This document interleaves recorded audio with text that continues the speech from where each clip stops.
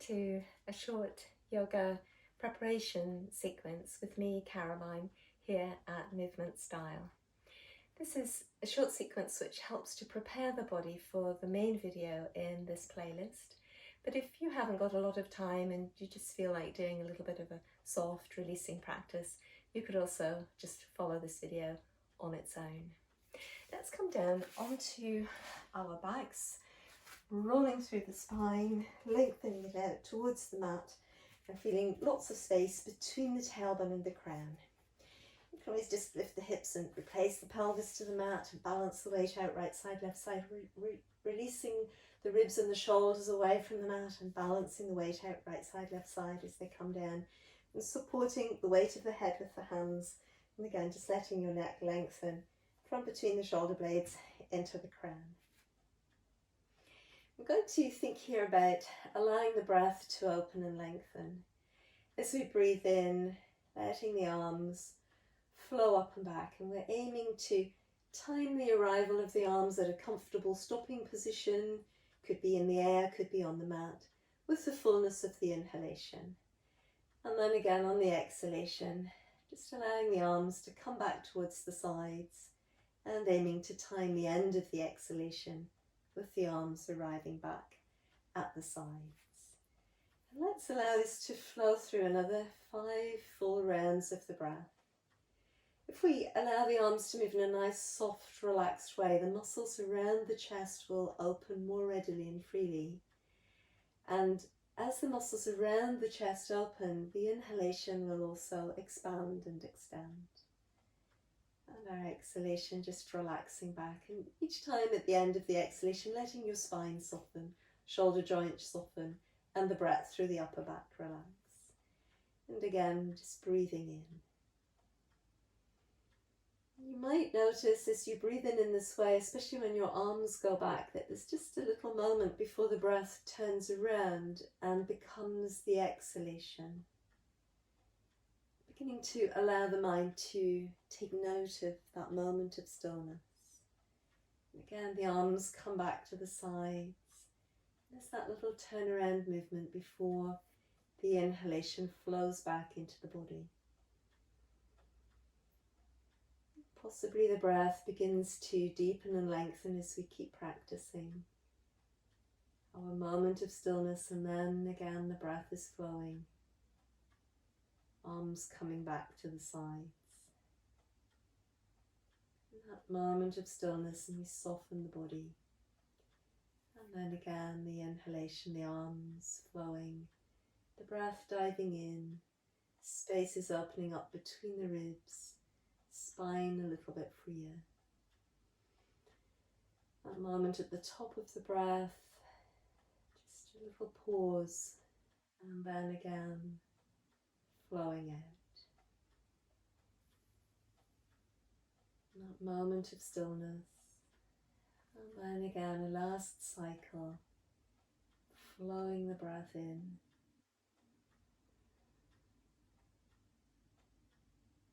That moment of turnaround and exchange, stillness before the exhalation, and with the exhalation, the arms coming back to the sides.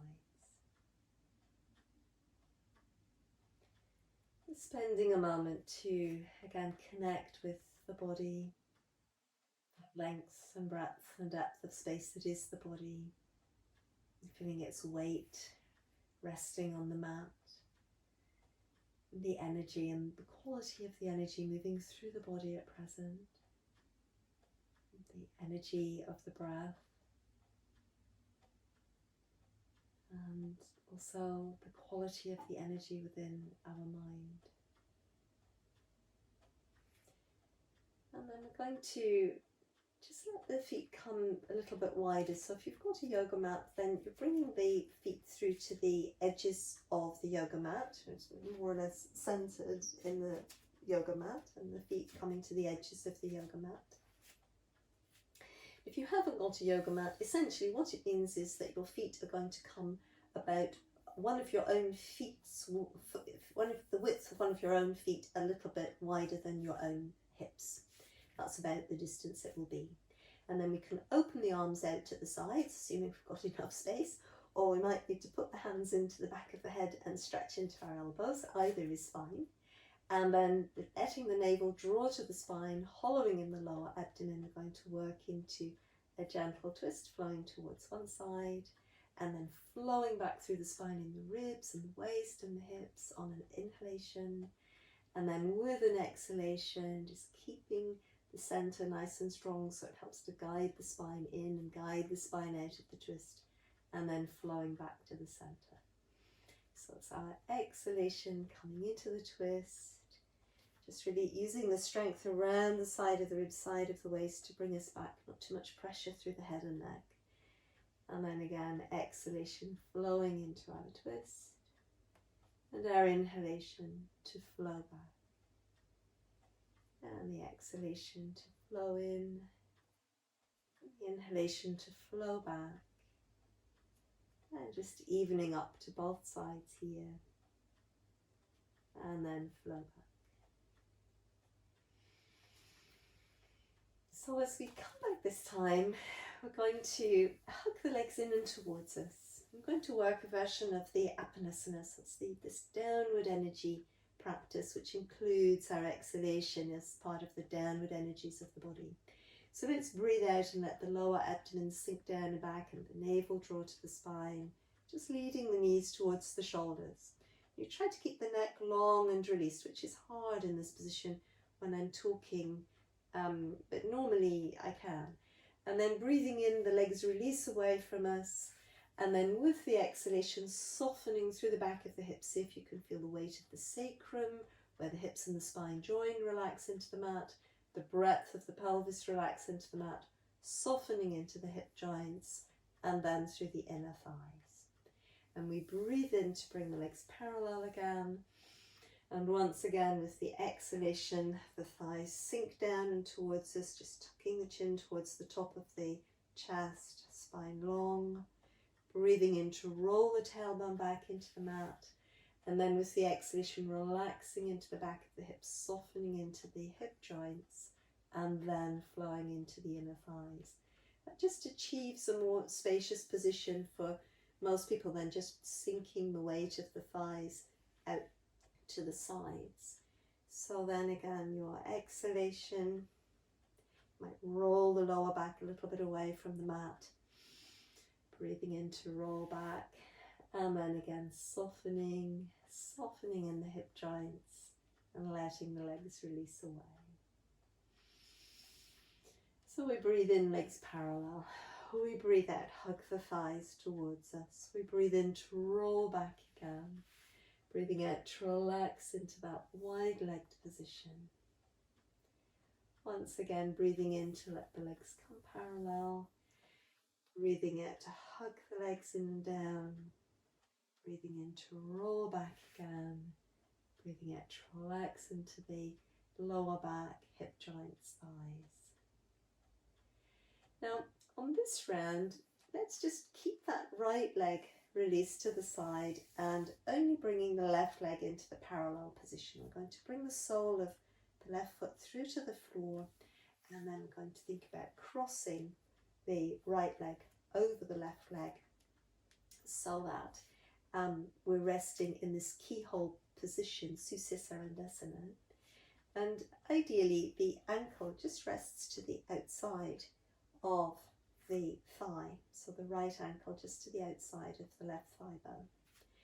And in this position, it is difficult to be symmetrical through the whole weight of the trunk of the body or the back as we rest on the mat, but we probably can be fairly symmetrical through the shoulders, through the ribs, through the waist, but in the pelvis we'll feel the different weight between the two hips. But we try to balance it out as much as we can. We try to soften into the sacrum, and we try to feel a little bit of space between the crests of the hip bones. And all the while we're trying to relax deep into this right hip joint and to release a little bit of space on through into the inside thigh of the right leg. So then, as we're ready, we're going to let the arms open out towards the sides, and we're going to think about coming into a twist, going towards our left side.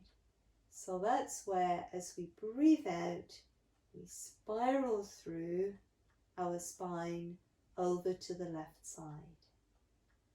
We can use a little bit of pressure into our left arm to help keep our right shoulder back.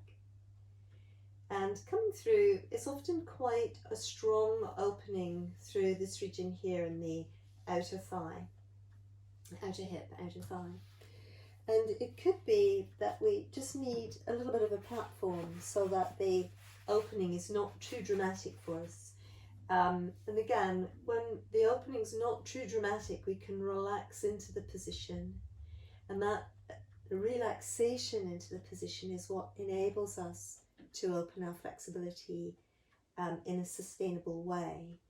When the body's under strain and it's tensing because the opening is too much for it, it's not ready to open as much as that yet, because of course our muscles are supporting our joints apart from anything else. We just need to relax. We need to not work as strenuously, because ultimately less is truly more when it comes to opening up flexibility. We need to be able to find that position where we can relax. If there's so much tension here that the whole body has come into the twist, then again we're missing some part of it, because this side, the right side of the ribs and the right hip, should still be able to stay down and back. And although I've done this position a long time, the revolved Sussisarandasana, I still find it's quite a tough one, really. But we can soften it with a little bit of support. Now once we get into the position, if we've got any room to play, we might just press the leg away. You'll feel in this region it opens quite a lot more. Again, keeping the hips and the ribs in position. If you bring the knee a little bit more towards you, but you keep this hip dropping down, you'll feel that it takes the lengthening a little bit more through the outer thigh there. Just keeping a check that the ribs aren't popping forwards and breastbone sinks back. And again, if that's popping up, I would suggest just putting the support underneath the foot, taking it easy. So having worked through on this side, let's use a bit of strength again through the ribs and hugging the breastbone back. Bring ourselves through to the center, just spacing our spines out again. Never a bad idea just to open up through the back of the leg, rolling the tailbone into the mat. Let that leg come a little bit towards us. Little breather there. We can fold that in, and let's take that position through to our second side. Now we're a little bit further away in terms of time from the Apanasana practice where we were releasing the legs out to the side, so the left leg may need a moment or two longer to soften here through the depth of the hip joint to relax into this position. But we thought about on the first side just allowing the spine to be nice and long again, the weight as even as possible, shoulders, ribs, waist, hips. And it won't be even through the hips, and relaxing into the hip joint. So then once again, the arms extending as best you can, a bit unfortunately short on space with my camera angles here, but if I could, I'd lengthen my right arm out and I'd be pressing my right palm into the floor to help keep my left shoulder down and back as I work into the twist.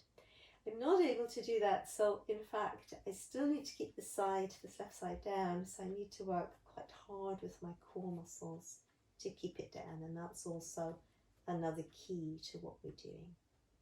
So coming in as well, it might be that I'll soften as well in my own practice. I'll spend a few moments softening here, letting this region relax and lengthen, really working on keeping this left side of my ribs opening and widening, and the left hip opening and widening in my revolved keyhole. And then perhaps after a few moments of being here, I feel, yep, I can deepen into that position a little bit more. Keeping the breath flowing, you know. So sometimes in these strong twists, it's hard to keep the breath flowing. On the exhalations, drawing the navel to the spine can be very helpful, and as well hugging the breastbone down and back can be helpful. So if we feel that it's not too intense and we've got a little bit of room to play here, we can put the fingertips into the inner thigh, just gently stretch that leg away and feel a bit more intense around here. And then as well, we can just draw the leg towards us a little bit and keep dropping our left hip down as we bring the, not letting the whole hip come with us, because then we're losing this opening. So remember, muscles pass over joints. So these muscles are passing over the hip joint. Muscles pass over a joint. So if you want to lengthen the muscle, you need to keep the origin of the muscle stable in one place and lengthen the muscle away from the origin. So the muscles are beginning in and around here. If this comes with us, we've lost a lot of the stretch, so we just have to keep it anchored and breathing there. So again, it might be quite intense. Part of yoga, I'm afraid, is sometimes hard to relax. And then as you're ready again, we're going to use the rib cage to bring us back, abdominal muscles bring us back all the way through to the center. Letting our spine relax, just letting the spine, the joints of the spine settle, hip joints settle, and then as you're ready, why not, if it feels comfortable, just drawing this upper leg, the left leg now this time towards you. So again, rolling the tailbone into the mat, thinking about the breath still through the shoulders in contact with the mat, the arms sink down into the upper back. That definitely helps with long-term opening the back of the body, keeping the back of the neck long and free as we're here, spine soft, breath working. And again, the muscle starts here, ends here. We need to just keep that dropping away, and rather than pulling the foot into a random space, just think about opening up through that line where the muscle actually is, really playing with that. It's a slow movement, but the movement travels in that direction. Yeah. So then as we're ready, let's just fold that leg in and towards us. We can let our legs just slide away from us. We can roll the legs inwards and outwards. We can reach a stretch upwards and downwards. We can let the arms come in by the sides and just rolling outwards.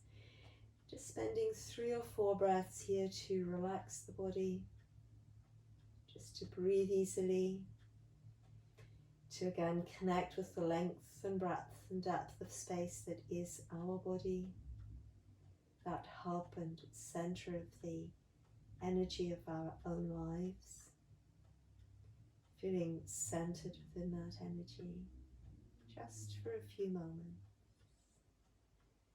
Body, mind, being connected, and the breath flowing in and flowing out.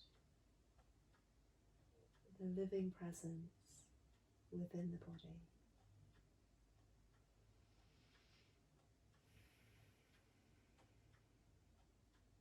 And then again, let's gently bring a little bit of movement back into the toes and into the feet, into the fingers and into the hands. Roll the arms and the legs back inwards again, stretching up, stretching down, feeling the muscles engaging about our spines, into our arms, into our legs. You can always just hug the legs in and towards us, letting the senses move outwards again, sense of sight moving outwards, sense of hearing moving out, and just fully connecting with the environment where you actually are. And then from here, as we're ready, let's roll over onto one side, just rolling up through our spines. And just spending again a moment to breathe.